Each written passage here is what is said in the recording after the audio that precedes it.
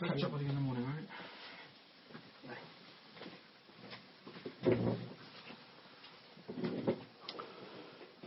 Okay.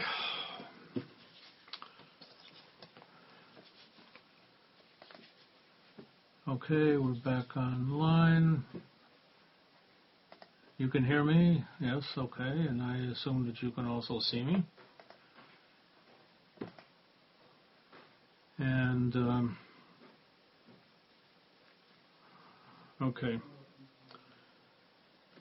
We're now going to move into a new area that is generally referred to as macroeconomics. Until now, we've been, although we've discussed governments and large organizations and so on, we've been talking about individual units. In macroeconomics, you talk about the aggregation of units, whether groups or organizations or countries or groups of countries, for that matter, such as the European Union, such as the free trade area between the United States, Canada, and Mexico, NAFTA, as it's called, North American Free Trade. And there are many of these around the world. We'll discuss that more later on when we discuss international trade. At any rate, there are certain concepts of macroeconomics that everyone should know about because, quite simply, because you'll hear about them all the time and you'll read about them all the time. And you need to know, of course, what they signify. And you need to be able to make your own decisions, your own judgments as to the particular things that you're hearing or reading, and to be able to apply your analytical abilities to them, which, as I mentioned at the beginning of the course, is the main purpose of the course and what I'm hoping to achieve in the course.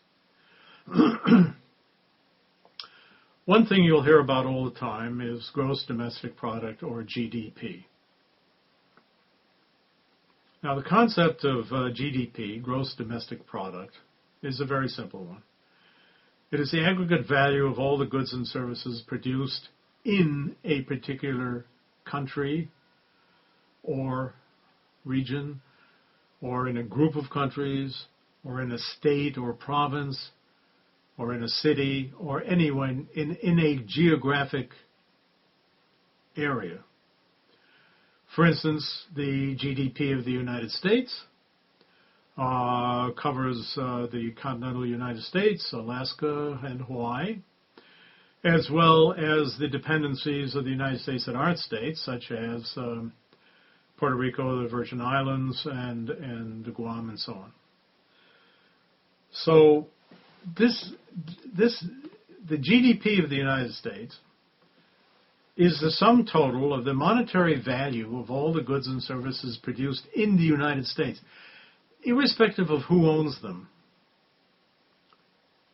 Cars produced by a Toyota factory in Ohio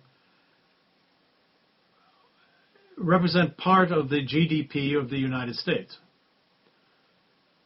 Cars produced in France by an American company is part of the GDP of France.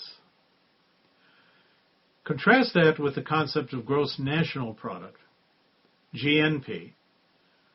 Until a few years ago, GNP was used more commonly than GDP. You won't see it much anymore, so I'm not going to spend a lot of time on it, but the concept of gross national product is the sum total of the monetary value of the goods and services produced by a country's entities, its banks, its corporations, wherever they exist, so that the cars sold by a General Motors plant in Germany would enter into the GNP of the United States, not of Germany. In the GDP concept, they would go into the GDP of Germany. Again, a Toyota factory in Ohio, what was sold by that factory would go to Japan's GNP, but to the U.S.'s GDP. So that's basically the difference between GNP and GDP. You will hear much more about GDP than GNP because it's considered a more useful concept. Why?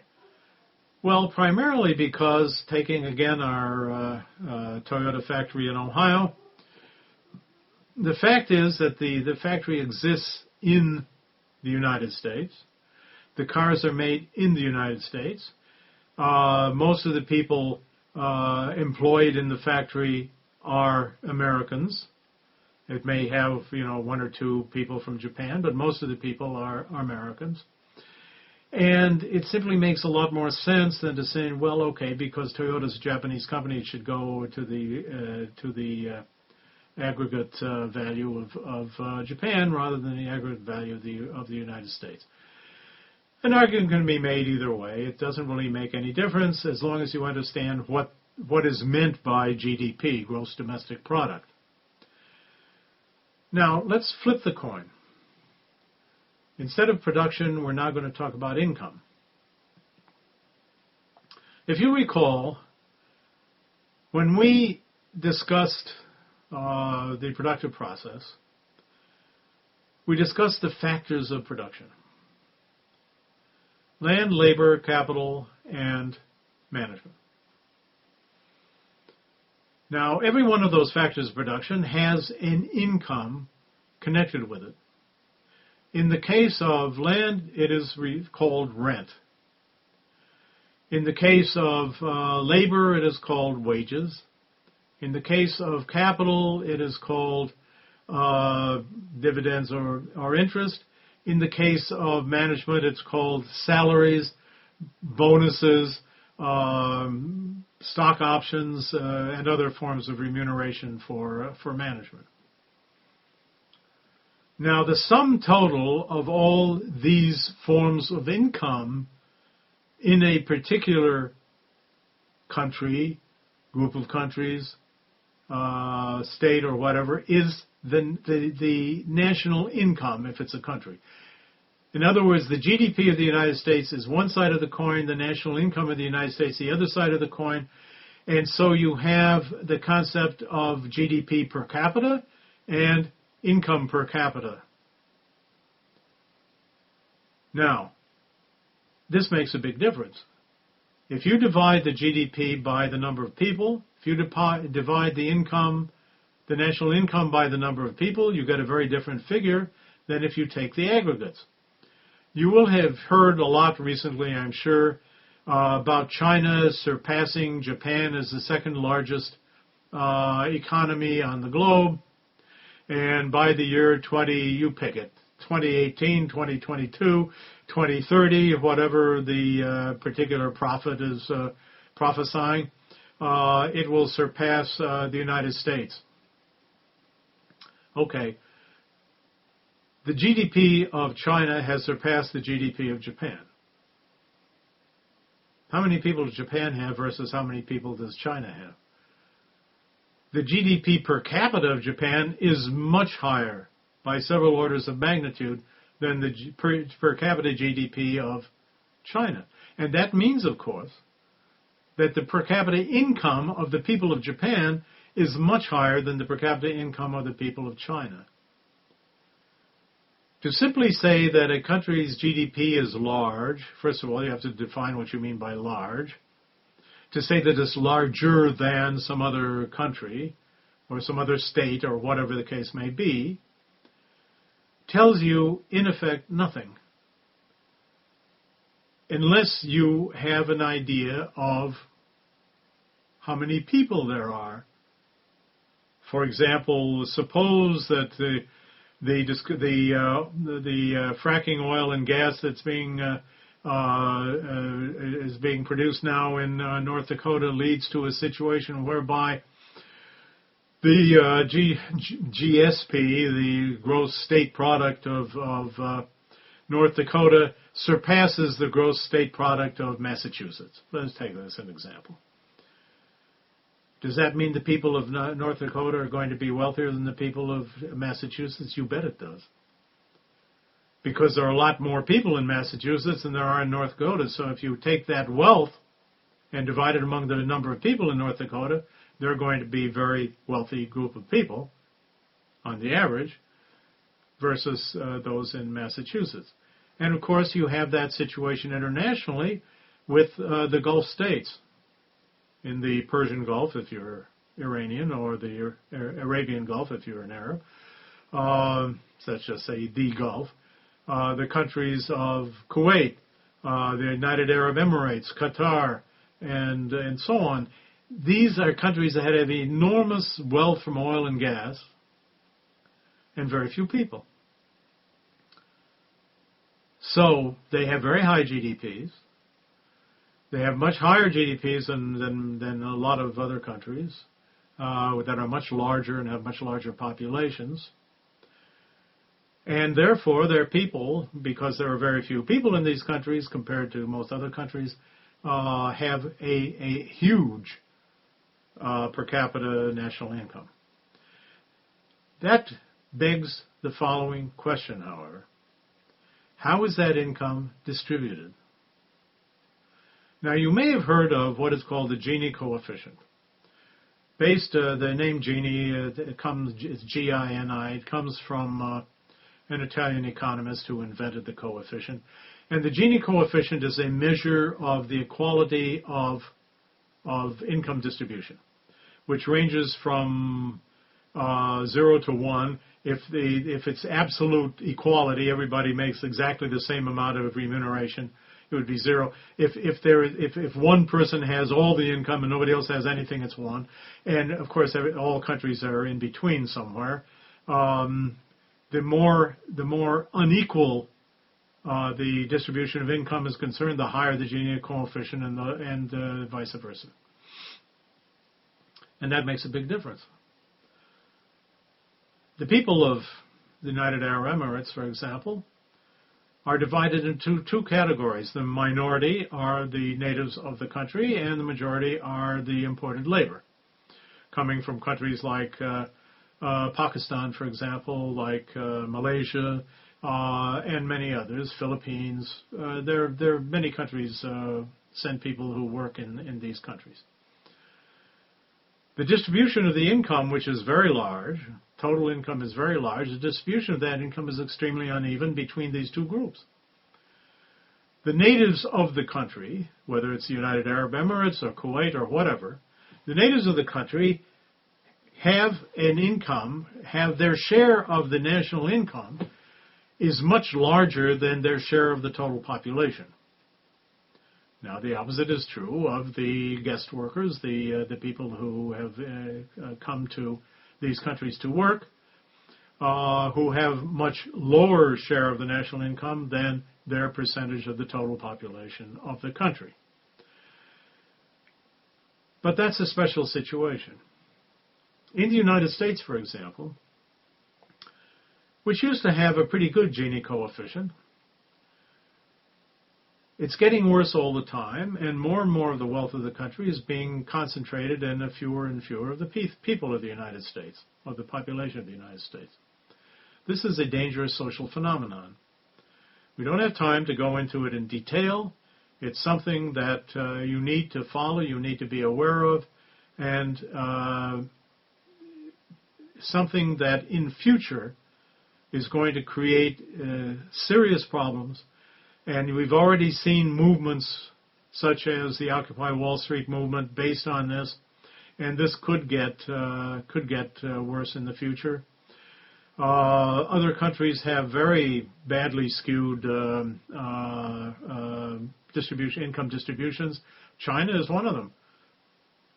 There are other countries that are fairly egalitarian. We mentioned Switzerland. Even though Switzerland is a very wealthy country, the Gini coefficient is good. The differences the differences of wealth, although they certainly exist, are not as nearly as bad as they are in countries like such as China and increasingly the United States, which used to have a good Gini coefficient, and it's getting worse all the time.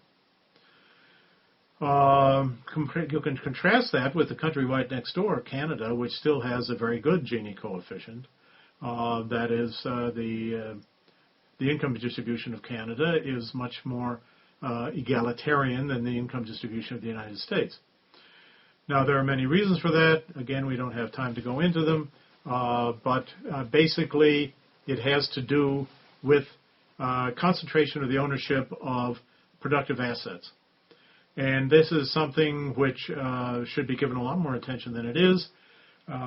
With every invention, with every development of the modern processes of production, distribution, and so on, the role of capital in production, the factor of capital becomes more important and the factor of labor becomes less important. Therefore, the important thing at the present time in terms of accumulation of wealth is to be an owner of productive capital, not an owner of labor, namely your own labor. Since slavery, you don't own other people's labor, but you can do without it. And that leads to a situation where wages, again talking about the United States now, wages have not in any way, shape, or form kept up with the remuneration of capital, or for that matter, the remuneration of management. Since, as we discussed, the modern corporation, by and large, does not operate the way it's supposed to operate in terms of the theory of the firm, the fact is that management and ownership are confounded, confused, joined together in many cases, which did not used to be the situation. So in many cases, management is able to dip into this pool of capital remuneration. Stock options are an obvious indication of that. But the ownership of productive capital, the ownership of productive assets, of capital assets, as they are called, there are various ways of putting it. In other words, the ownership of assets which themselves produce other assets. We're not talking now about the ownership of a house, or the ownership of a car, or the ownership of a refrigerator, or anything else which you use yourself. And as all of you who own a car or own a house know, these things, unless you bought the house to rent it out, unless you bought the car to rent it to other people, if you use them yourself, they do not generate income for you. They are an expense. In the case of a house, it's the mortgage, it's the insurance, it's the maintenance, it's the upkeep, it's the maid, and it's the gardener, and it's et cetera, and et cetera, and et cetera. In the case of your car, it's the car payments or the lease payments, it's the gasoline, it's the maintenance, and on and on and on. I'm talking about the ownership of productive assets, the ownership of capital assets, which may be represented by stocks and bonds, or they may be represented by direct ownership. Doesn't really make any difference. Obviously, like with everything else in human action, there are costs involved and there are risks involved in the ownership of capital assets. Those assets may decline in value, and often do. If you have enough of them, however, this doesn't really make a great deal of difference.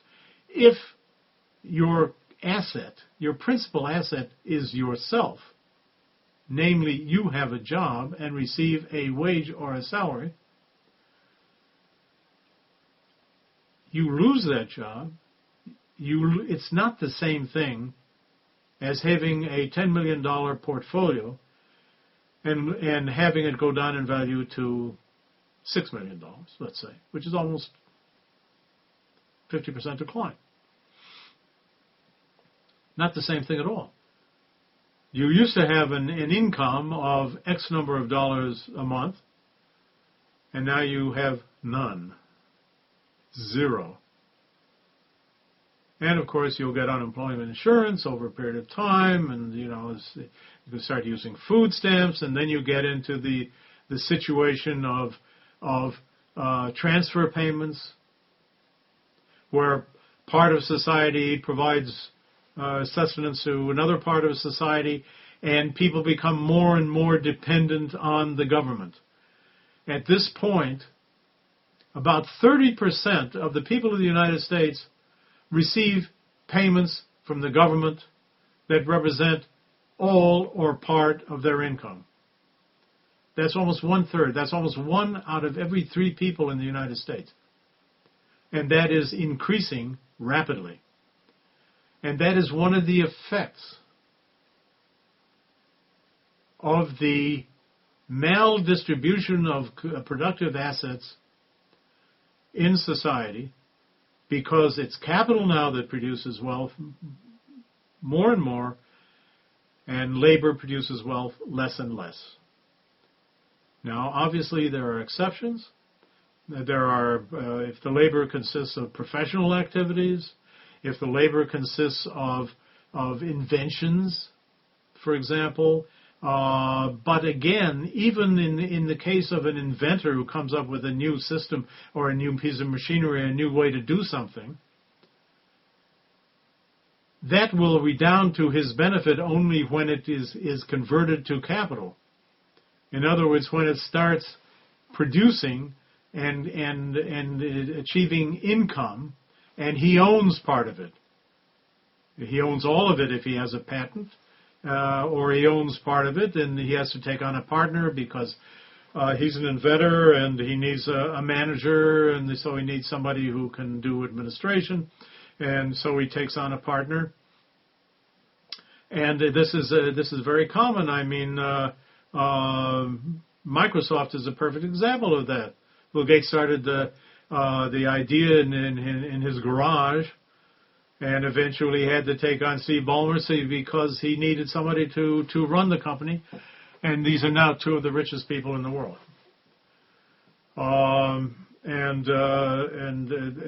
They are owners of capital assets.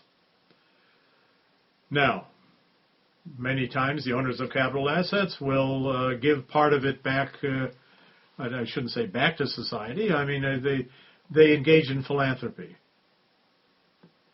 They try to help other people in one way or another, and that's fine. But a much better way of doing it, would be to provide the wherewithal for people to themselves acquire capital assets. Because once they do, they have a stake in the economy that they can't get through their own labor any longer. Again, these are generalizations. There are always exceptions on all sides. But these are tendencies and trends that are getting stronger and stronger all the time. Now, when I talk about the distribution of capital assets, how do we do this? We don't want to be in a situation where the government simply confiscates the capital assets of A and gives them to B, because then the entire economy would collapse because nobody would trust anybody else about anything. We don't want to be in a situation where half the country are, in effect, beggars of the other half of the country and use the government as the instrument to stage that transfer. Because the owners of the capital assets, believe me, are able to protect themselves, and if they have to, they will send their wealth out of the country and away from the tax people. It's much easier if you can hire the tax advisors, the lawyers, the accountants to protect your wealth than if you don't have that capacity, that ability to do it. Let me just mention a couple of concepts